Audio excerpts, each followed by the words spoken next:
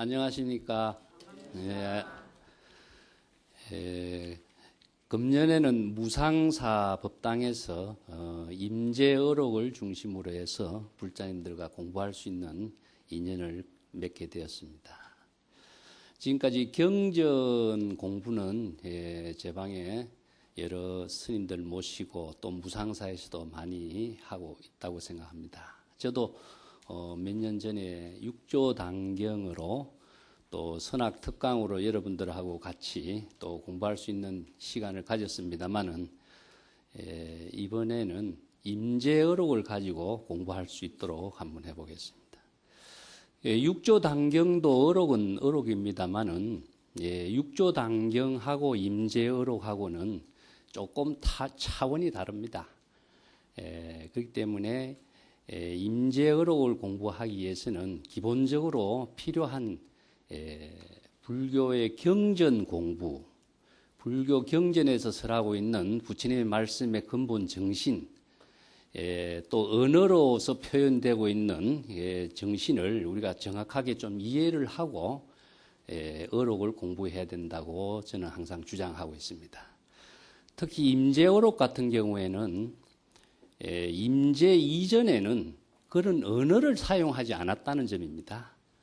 경전의 언어라든가 육조단경의 언어라든가 이런 언어를 가지고 임재는 법문을 하지 않고 임재 독자적인 안목으로 경전의 사상을 자기 자신의 언어로 완전히 바꾸어서 자신만이 독창적인 언어로서 법문을 하고 있는 것이 임재의록을 중심으로 해서 펼쳐진 중국 선성들의 의록의 법문이라고 할 수 있습니다. 그래서 자칫 잘못 이해를 하면은 경전에서 주장하고 있는 여러 가지 부처님의 말씀하고 의록에서 주장하고 있는 선성들의 말씀이 언어적인 이해를 불법 사상으로 하지 않고 단순하게 언어로 접근하다 보니까 내용을 잘못 이해하는 사람이 상당히 많고 또 불법 사상하고 전혀 관계없이 선이라고 하는 것이 이루어졌다, 선의 법문이 이루어진 것처럼 생각해버리는 이런 착각을 가진 사람들도 상당히 많게 되어 있습니다. 저는 임재의록을 바르게 이해하기 위해서는 우선 근본적으로 선행되어야 될 기초 공부가 의록 공부의 기초가 경전이라는 점을 항상 강조를 하고 있습니다. 경전 공부가 기초가 되지 않고 불법의 사상을 이해를 하지 않고서는 의록 공부를 할 수가 없게 되어 있습니다. 우선 역사적으로 그 점을 제가 한번 정리를 해보겠습니다. 불교의 역사를 통해서 원시불교, 부파불교, 대성불교 내지도 중국불교 이런 형태로 이루어졌거든요. 그런데 중국 불교에서 초기에는 경전을 공부하는 논설을 만드는 불교 철학자들이 많이 나왔습니다. 이 경전을 중심으로 해서 불교 사상을 이해하기 위해서 자신들이 이해한 불법을 가지고 해석을 하고 주석을 하면서 많은 사람들에게 불법의 근본 정신을 가르치기 위해서 쓴 책들이 논설이라고 할 수 있습니다. 그래서 이제 부처님의 말씀을 우리가 경이라고 하죠. 그 다음에 경전의 주석을, 경전의 내용을 해설한 것을 무엇이냐면 논이라고 합니다. 그러면 의록은 어떤 관계냐 하는 것을 한번 우리가 역사적으로 좀 이해할 필요가 있습니다. 전에도 가끔 제가 설명을 드렸습니다만 대성불교 경전을 우리가 대표적으로 했을 적에 한 6가지 내지 7가지가 불교의 다양한 사상을 종합하고 있는 법문의 기록을 대성불교 경전에서 정리를 하고 있습니다. 첫 번째는 반야경전이죠. 반야경전으로서 한국 불교에서도 소위 경전으로 가장 많이 알려지고 있는 것이 금강경입니다. 구마라접이 번역한 이후부터 중국 불교에는 반야 사상을 중심으로 해서 반야바라밀, 여러분들 우리가 많이 애우고 있는 반야신경도 이 반야경전의 사상의 핵심을 모아놓은 것이죠. 그래서 반야의 경전을 토대로 해서 반야의 지혜를 체득하게 하는 법문이다. 이 반야의 지혜가 불교 사상에서 가장 핵심을 두고 있습니다. 그 반야 사상을 중심으로 해서 대승불교가 인도의 종교 개혁의 의미로서 발전되면서 법화경이 또 만들어지고, 다음에 화엄경이 만들어지고, 그 다음에 정토의 경전이 만들어집니다. 정토 삼부경이라고 하는 경이 아미타경이라든가 무량수경, 관무량수경 이렇게 세 가지 경전을 정토 삼부경이라고. 그래서 화엄경하고 정토 삼부경은 깨달음의 경지, 아미타 부처님이라든가 비로자나 부처님이라고 하는 것은 깨달음의 법신불의 의미를 두고 있습니다. 그래서 법신불을 이해하기도 상당히 어려운 용어지만은 이런 불교의 기본 사상을 토대로 하지 않고서는 어록 공부를 할 수가 없기 때문에 요점만 설명하겠습니다. 그 다음에 유식 철학을 또 제공하고 있는 경전이 만들어져요. 여러분들 여기 해신밀경 강의 들으셨죠?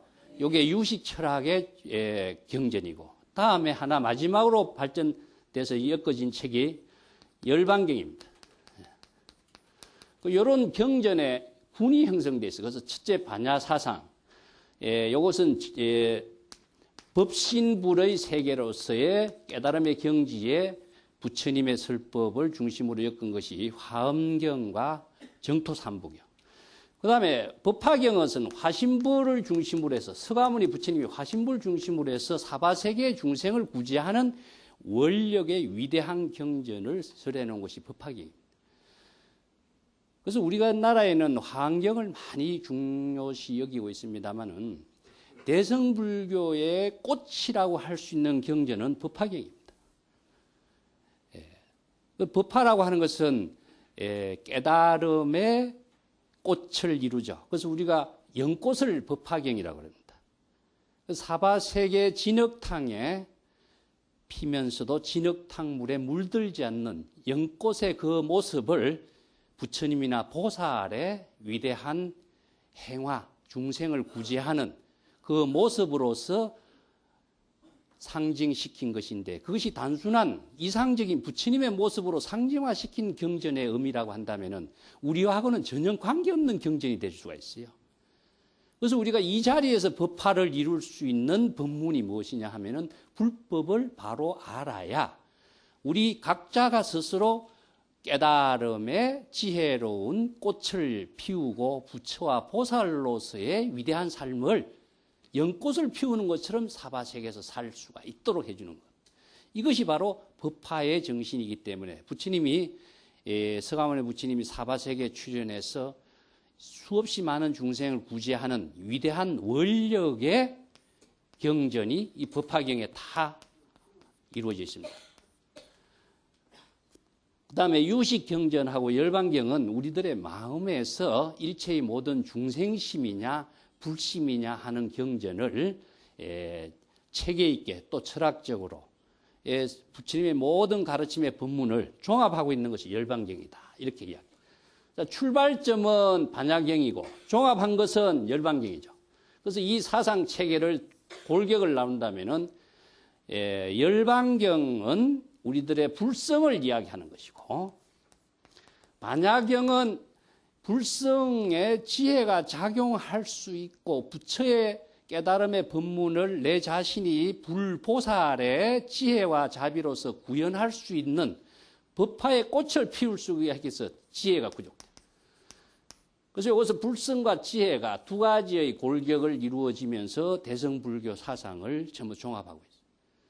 구체적으로 이것은 누가 해야 되느냐? 우리들 각자가 그런 경지를 이루도록 해주는 것이 부처님의 법문이고 부처님의 가르침이죠.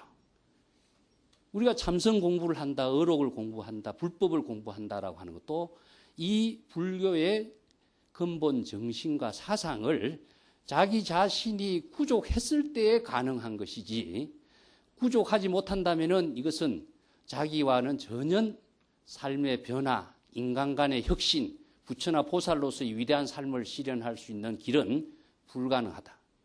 그래서 이 법문을 대승불교에서는 이런 경전의 종류는 수없이 많이 있습니다만은 내용별로 정리를 해보면은 이러한 6가지의 구성으로 이루어져 있다 하는 것을 말씀드리고, 이 불법의 기본적인 공부를 하지 않고서는 닭어로 공부하는데 좀 어렵습니다. 자, 여기에서 논이라고 하는 것은 그럼 무엇이냐 하면은 부처님의 말씀, 부처님이 설법한 것은 경전이라고 했고, 논은 누가 지었다고 보통 알고 있습니까? 보살들이 지었다. 근데 논은 무엇이냐? 경전에 대한 해설을 한 겁니다. 해설.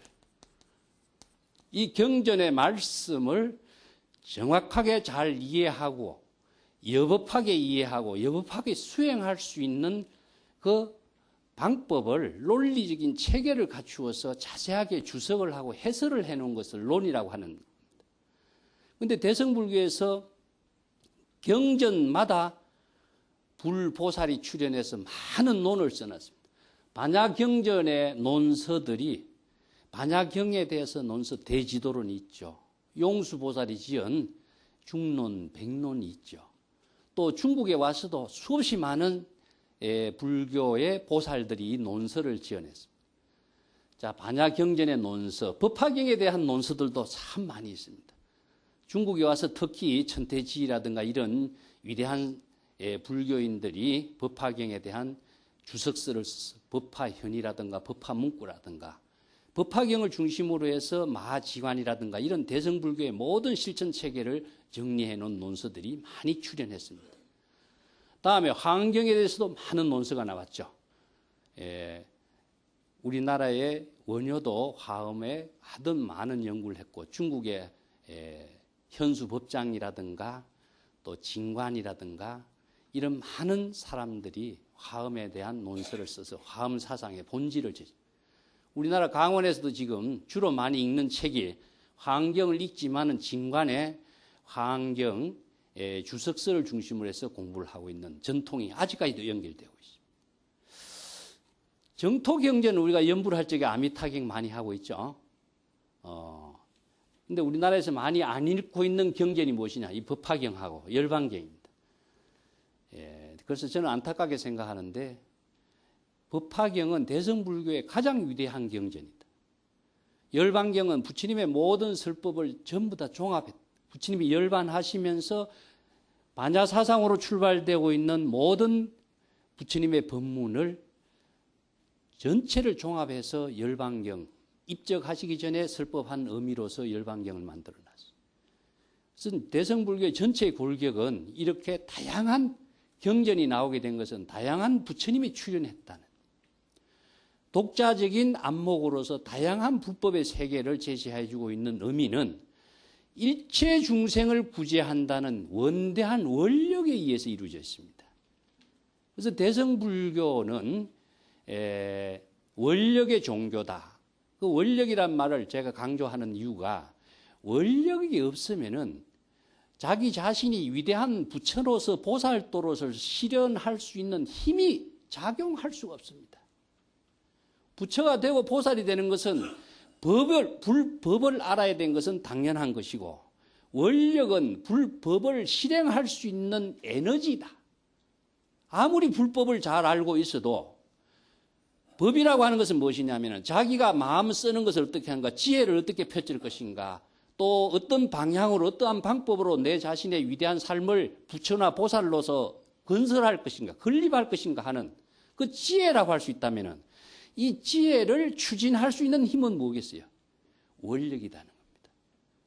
원력이 없으면 아무리 이 사람이 불법을 지혜를 많이 알고 있고 지식을 많이 알고 있어도 단순한 지식으로서의 자기 삶이 죽어버리지 지혜로서 살릴 수 있는 힘은 원력의 힘이 있어야 된다. 이 때문에 불교의 모든 출발점은 원력입니다. 원력이 없으면 불가능하기 때문에 이 힘을 작용하게 하는 거예요. 예를 들어서 모든 경전이 그 구성체제를 통해서 불법의 가르침을 설해주고 있습니다. 예를 들어서 금강경 여러분 많이 공부하셨으니까 알죠? 자, 금강경의 첫 번째가 무엇입니까? 보리심이죠. 어떻게 보리심, 발 안욕 따라 삼약 삼보리심. 보리심을 어떻게 이룰 것인가? 이 보리심이 무엇이냐? 발심입니다. 발심. 이 발심이 다름 말로 하는데 원력의 힘이죠. 원력의 힘에 의해서 작용하는 것을 발심이라고 하죠. 이것을 우리가 불교에서는 신심이라고 합니다. 자, 여기서 발심, 보리심, 안욕따라 삼약 삼보리심 전부 똑같은 말입니다. 근데 신심이 없으면은 아무리 좋은 가르침이 있더라도 거기에 대해서 우리가 자기 자신이 그렇게 될 수 있는 힘을 발휘할 수가 없어요. 그래서 원력의 힘, 신심의 힘은 내 자신이 위대한 삶을, 부처나 보살도의 삶을 실현할 수 있는 에너지를 발휘할 수 있도록 하는 힘이 되는 겁니다. 그러면 두 번째는 무엇이냐? 법입니다. 어떻게 우리 마음을 주해야 될 것인가? 주한다라고 하는 것은 응운하주라 그런 말을 쓰는데 무주심이죠. 어떻게 마음을 주해야 될 건가? 그것은 무주심으로 마음의 작용을 펼칠 수 있어야 된다.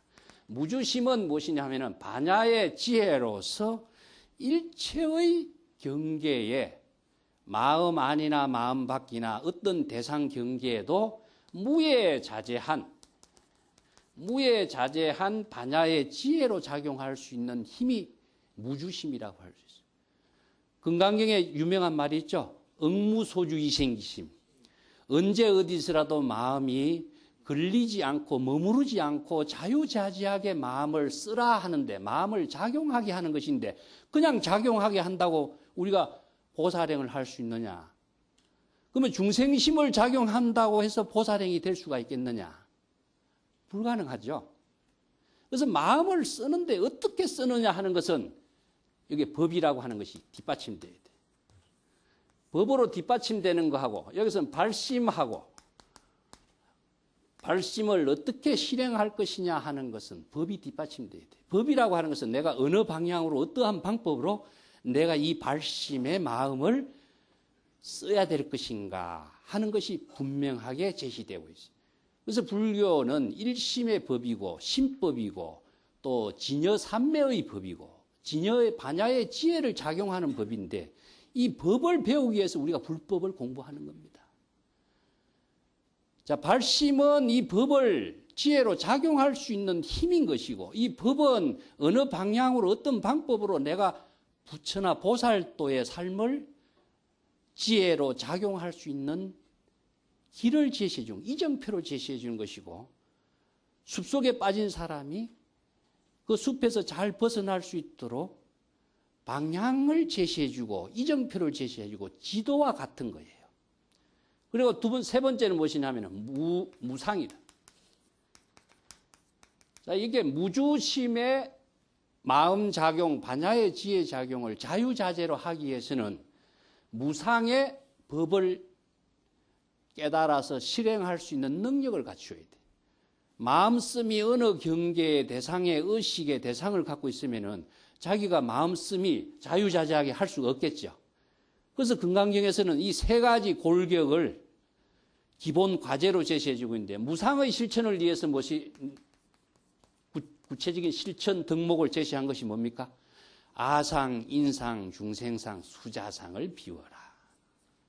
그래서 이 네 가지 아상, 인상은 자의식입니다. 자기 존재에 대한 의식, 또 자기의 존재에 대한 생명력, 그 어떤 자기는 영원히 죽지 않는다는 어떤 집착심, 무상의 도리를 알지 못하고 불법의 진실을 알지 못하고 임의대로 중생심으로 이러쿵 저러쿵 자기가 판단해버리니까 자기가 바른 지혜로 법을 쓸 수 있는 능력이 안 되죠. 그래서 참선 공부는 무엇이냐? 궁극적으로 마음 쓰는 공부다. 마음을 어떻게 써야 될 것인가? 이 법으로 쓸 수 있도록 하는 것을 참선 공부라고 해요. 이 법을 모르고 경전의 기본 가르침을 모르고 우리가 참선 공부를 제대로 할 수 있느냐? 금강경 하나만 이렇게 제가 예를 들어 놨습니다만은 모든 대성불교의 경전은 전부 다 발심에서부터 시작해서 이 발심을 반야의 지혜로 어떻게 작용할 수 있을 것인가, 어떻게 실행해야 될 것인가 하는 가르침의 법문을 다양하게 제시해 놓은 것이 불법의 가르침이다. 경전은 경전대로, 그러면 어록은 어록대로, 논서는 논서대로 모두 다 이 법을 중심으로 해서 다양한 방향의 다양한 중생에게 다양한 법문을 펼쳐지고 있는 것이기 때문에 부처님의 법문을 전체적으로 우리가 84,000 법문이라고 이야기하죠. 84,000 법문이라고 하는 것은 무궁무진하게 많다라고 하는 것인데 왜 이렇게 많은 법문을 다양한 부처님이 출연해서 다양한 법문을 하게 됐느냐 하면은 여기에서 인도 불교와 대성불교의 인도의 대성불교와 중국의 불교의 차이점이 나타나요. 모든 법문은 일체 중생을 구제하는 원력이다. 일체 중생을 구제하는 원력을 세웠기 때문에 이 원력은 누가? 부처나 보살이 모두 다 우리가 일체 중생을 구제하는 원력을 세우고 여러분들 천수경에 사홍서원을 우리가 하고 있죠. 사홍서원이 뭡니까? 중생이 한이 없지만은 다 제도하고 구제하는 원력을 세우고 있죠.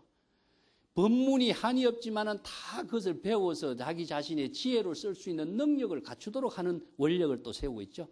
사홍서원이 원력의 종합적인 내용을 종합했다. 이렇게 이야기할 수가 있어요.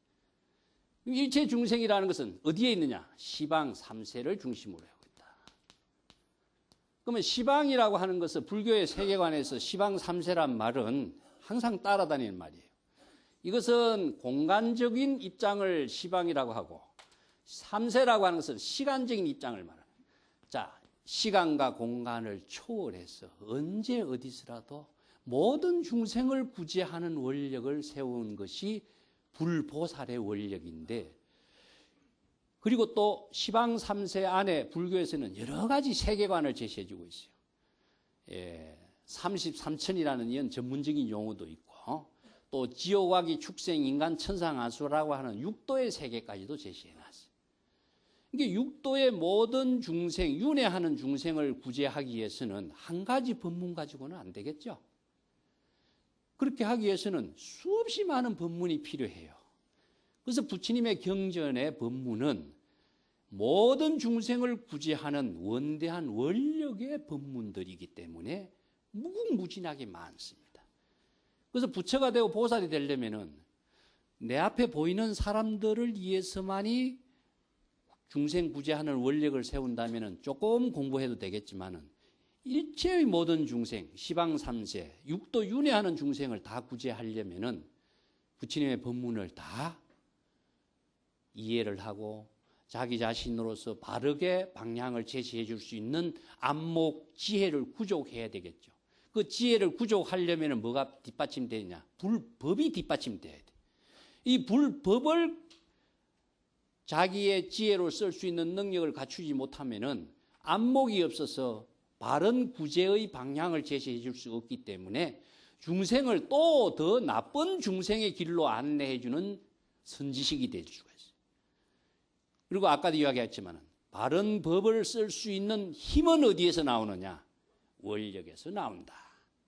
그래서 원력과 불법을 함께 바르게 배우고 바르게 실행할 수 있도록 하기 위해서 제시한 것이 불보살의 위대한 가르침이기 때문에 이것을 불법이라고 이야기합니다. 세간의 모든 종교가 수없이 다양하게 있지만은 다 세간적인 가치관과 명예라든가 어떤 목적의식으로 이루어진 종교이지만은 불교는 이 중생의 모든 목적의식을 초월한 출세간적인 지혜를 제시해주고 있다.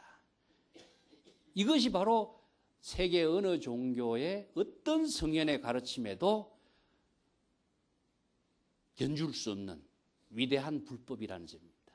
자, 우리가 어록과 경전을 공부하는 의미가 우리 각자가 이러한 불보살이 되는 바른 지혜와 원력의 삶을 실현하는 그 위대한 불보살의 지혜와 원력의 삶을 실현하는 각자 불보살이 되기 위한 길을 우리가 배우고 익히는 것이기 때문에 이것을 앞으로 천천히 공부해 나가겠습니다만 오늘은 이러한 전체적인 부분을 좀 이해를 하고 넘어가도록 하겠습니다.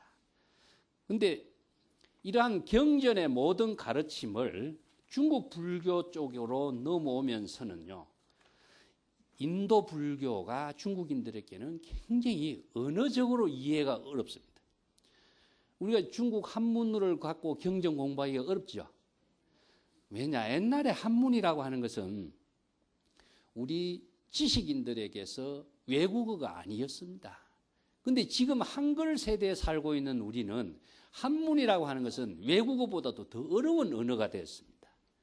이와 마찬가지로 언어라고 하는 것은 인간의 모든 지혜와 문화생활을 해나가는 의미를 전달하고 의사를 전달하고 자기의 삶을 함께 나눌 수 있고 사유하고 자기의 사상을 만들어가는 모든 도구인데, 이 언어가 정리가 안 되고 언어가 이해를 안 되니까 자기가 바른 지혜, 바른 사상을 이해도 할 수 없고 그런 사유도 할 수 없고 그렇게 자신의 위대한 원력의 삶을 실행할 수 있는 에너지를 만들어내는 힘이 없어져 버려요. 그래서 불법 공부의 가장 큰 장애가 나는 언어라고 하는 점이라고 생각합니다.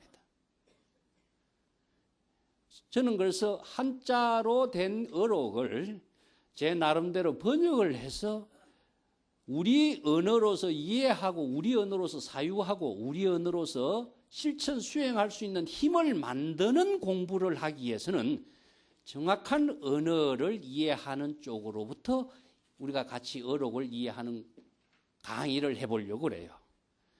그런데 중국인들이 인도인들에게는 굉장히 논리체계가 정확합니다. 그래서 우리가 부처님의 모든 것을 법이라고 하는데 이것을 다른 말로 하면 법수라고도 이야기합니다. 법수. 불교의 모든 가르침은 법수로 이루어졌다. 법이라고 하는 것 자체가 정확한 논리체계로 이루어져 있으면서 수학과 같은 공식체계를 갖고 있습니다. 개정의 사막이라든가 육바람이라든가 연기법이라든가 인연법이라든가 불교의 모든 가르침은 법수와 같아요. 수학 공식과 같이 아주 정확합니다.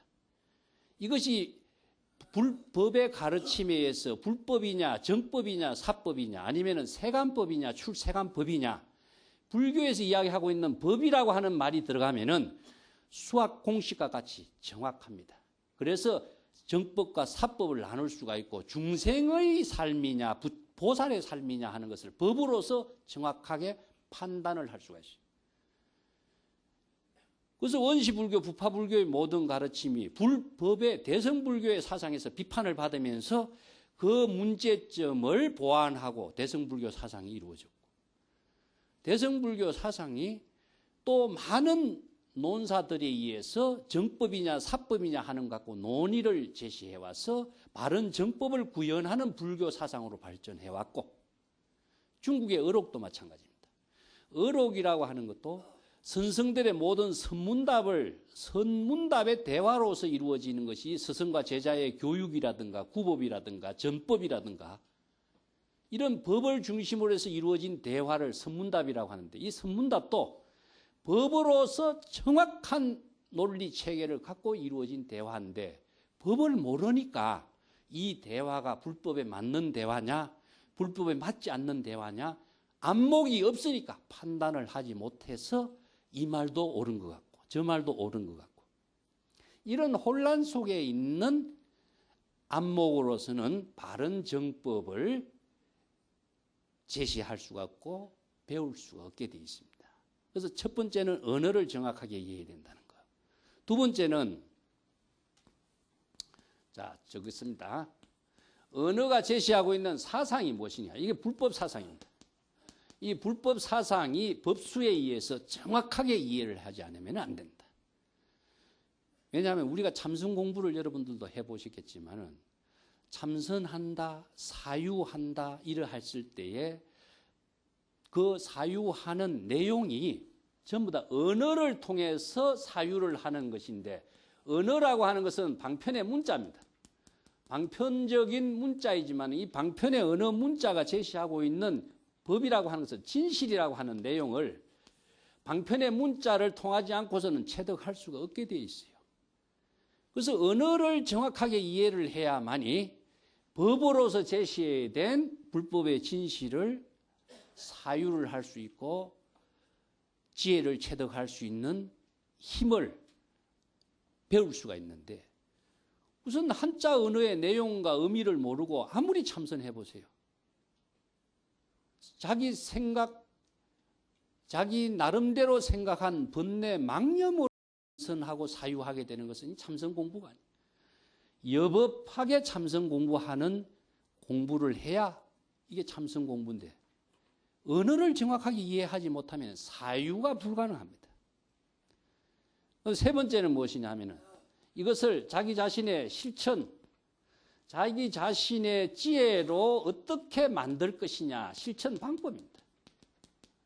아무리 진실된 가르침이 훌륭해도 자기 자신이 그 지혜를 체득하고 진실의 삶을 실행할 수 있는 능력을 갖췄을 때 자기의 보배로 쓸 수가 있는 힘이 나오는데 그 지혜를 지식으로 갖고 있으면은 쓸 수 있는 능력이 없으면은 자기의 살림살이 하는 데는 아무런 도움이 안 돼. 돈 버는 방법은 지식으로 많이 알고 있는데 구체적으로 돈 버는 방법을 자기가 실천하지 않고서는 자기에게 돈이 만들어지지 않는 거나 똑같은 거예요. 자, 세 번째가 실천, 네 번째는 무엇이냐면 생활이다. 구체적인 자신의 생활 속에서 이것을 살림살이를 할 줄 알아야 돼. 그 모든 불법은 어디에 기결되어야 되느냐? 생활에 기결돼요. 우리가 불교는 지식을 공부하는 것도 아니고 또 지식을 제시해서 과시하는 것도 아니고 잘난 모습을 만인에게 펼치기 위해서 불법 공부하는 것도 아니고 자신의 위대한 부처나 보살의 삶을 자신의 생활로서 원력의 삶을 어떻게 자신의 생활 속에서 실행하는가에 중심이 되어 있어요. 이러한 위대한 불보살의 삶을 실행할 수 있고 생활의 종교로서 실행할 수 있는 법을 제시한 것이 불법인데 여기 어느 한 분야만 가지고 불법 공부를 한다면은 이것은 반쪽 불교가 되겠죠. 그래서 원력의 삶을 구체적인 생활 속에서 우리가 부처가 됐다든가 참선을 한다든가 선을 공부한다든가 여기에서 가장 어려운 용어가 부처나 선이라고 하는 한마디 언어입니다. 왜냐? 불교의 전 사상을 이 한마디 언어로서 다 귀결시켜 놨기 때문에 선하면은 얼마나 다양하게 전문가들도 선하면은 앉아서 자선하는 선인지 참선하는 선인지 수없는 선의 이야기를 하고 있지만 선에 대한 정확한 내용을 자기의 지혜로 쓸 수 있는 힘이 없기 때문에 막연하게 아는 것은 막연하게 모르는 거나 똑같은 거예요. 착각하고 있는 거예요. 막연하게 아는 공부가 자기 자신을 평생 중생으로 만드는 힘은 돼도 부처와 보살로서 만드는 힘은 안 되는 거예요. 그래서 언어가 얼마만큼 정확한가, 정확하게 알아야 되는 것인가, 법을 어느 만큼 정확하게 해서 자기가 쓸 수 있는 능력을 갖춰야 될 것인가, 여러분들 생활 속에서 잘 살펴보시면 스스로 반성하실 거예요. 그래서 이 네 가지 구조로서 이루어져 있어요. 마치 뭐 같으냐 하면요. 이 선문답에 가서도 내가 이야기 다시 하겠는데 선문답도 똑같습니다. 선문답 하면 무슨 말인지 모르는 것이 선문답처럼 되어 있는데 법을 모르니까 모르는 거예요. 수학 공식과 똑같습니다. 무엇이 부처이냐? 마상근이다. 아니면은 뜰 앞에 잣나무다 했죠. 여러분들 꼭 무슨 말인지 전혀 이해가 안 되죠? 이것을 이제 법을 알고 법을 쓸 수 있는 지혜로 우리가 배우기 위해서 선을 배우는 겁니다. 천천히 앞으로 임재의 법문을 통해서 같이 공부해 나가기로 하겠습니다만은 숫자 1 더하기 1은 얼마입니까? 2죠. 2라고 하는 숫자는 부처라고 하는 선문답의 대답과 똑같습니다. 그럼 부처라고 하는 대답이 나오기 위해서는 1 더하기 1이라고 하는 공식은 무엇이냐? 법이에요.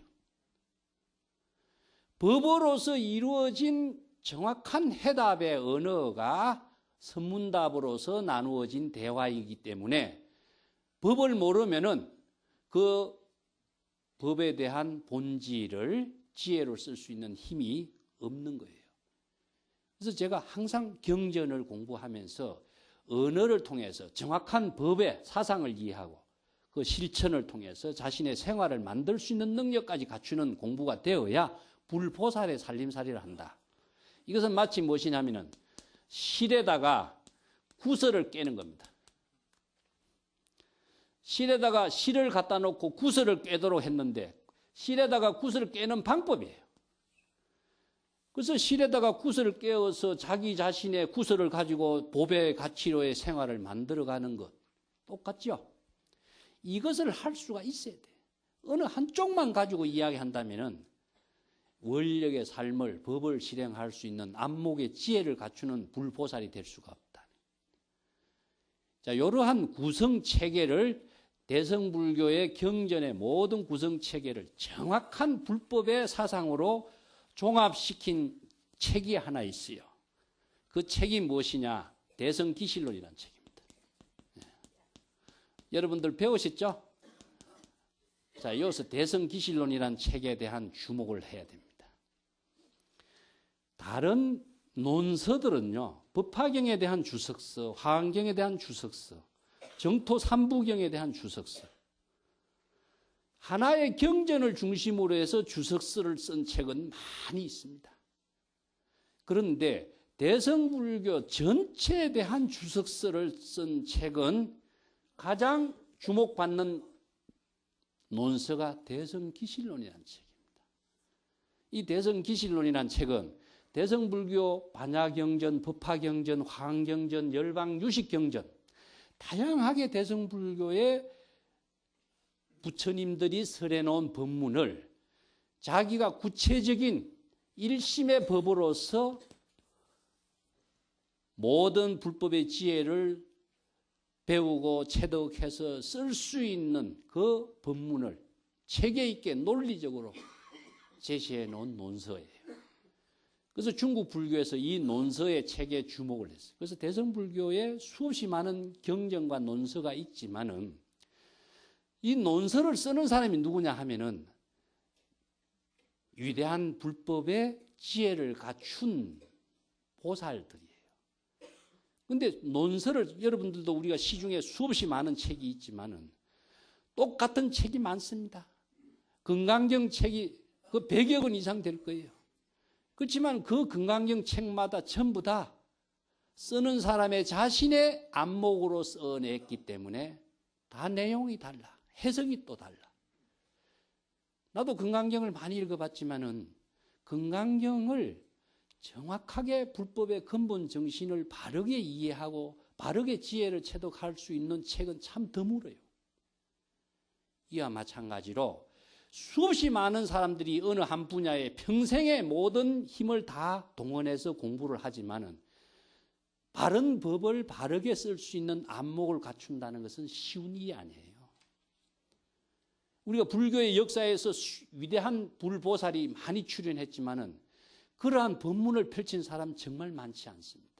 중국 선성들이 수없이 많이 등장했지만은 임재와 같은 어느 한 시대에 불법을 펼칠 수 있는 위대한 선성들은 정말 드물어요. 왜 그런가? 불법을 공부하는 발심, 그 법을 체득한 지혜의 안목의 차이에 따라서 다르다는 것이죠. 그래서 훌륭한 선지식이 출연한다는 것은 정말 행복한 그 시대에 불법을 함께하는 인연을 맺어주는 것입니다. 그 기실론이라는 책에서는요, 우리의 일심의 작용을 모든 불법을 일심으로 귀결시켜. 그래서 법으로서 실행할 수 있는 방향을 체계적인 논리를 제시해 주고 있습니다. 그래서 이걸 진여문이라고 하고 하나는 생멸문이라고 이렇게 표현했는데 이것은 부처로서의 사는 길, 이것은 중생으로 사는 길, 이 두 가지의 구조를 제시해 놨어요. 대성불교가 궁극적으로 다 정리해 보면은 일심의 법입니다. 참선 공부의 핵심은 뭐죠? 마음 쓰는 공부라고 내가 자주 이야기했습니다. 마음을 닦는 공부, 마음을 얻는 공부, 마음 찾는 공부가 많은 사람들에게 바른 법을 제시해 주지 못해 왔어요. 왜냐? 찾으려고 하는 마음은 대상을 만드는 중생이 되고, 닦으려고 하는 마음은, 마음이라고 하는 것을 대상으로 닦으려고 하니까 닦을 수가 있나요? 우리 마음은 본래 일심의 마음엔 본래 진여자성이 구족되어 있기 때문에 이 진여의 마음을 어떻게 써야 될 것인가 하는 것이 불법의 가르침이에요. 자, 이 쓰는 방법을 뭐라고 했습니까? 법이었습니다. 일심의 마음을 부처로서 쓰기 위해서는 법을 알아야 돼요. 그래서 법을 깨닫는 것을 우리가 대성불법의 위대한 대성기실론의 체계입니다. 법을 깨닫지 못하면 무엇이냐? 중생이 돼요. 여기서는 법이 없기 때문에 법이라고 하는 것을 다른 말로 한다면 질서라고 할 수 있어요. 정확하게 바른 질서로 여법하게 살 수 있는 것. 질서를 다른 말로 한다면 여법이란 말씀입니다. 여법이란 말을 대성불교 경전에서는 뭐라고 했냐면은 불이법문이라고 해요. 불이법문을 여여 이런 여러 가지 표현하죠. 열애란 말도 마찬가지입니다. 그래서 금강경에 여러분들 열애는 제법여의요 하는 말이 나옵니다. 열애란 제법이여의요. 모든 법이 같다. 모든 법과 같다는 뜻이다. 이런 뜻인데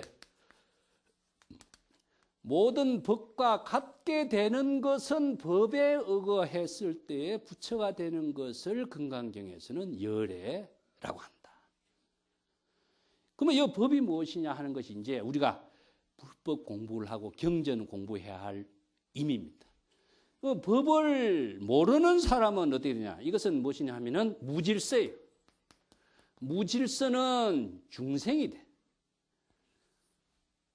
그래서 중생은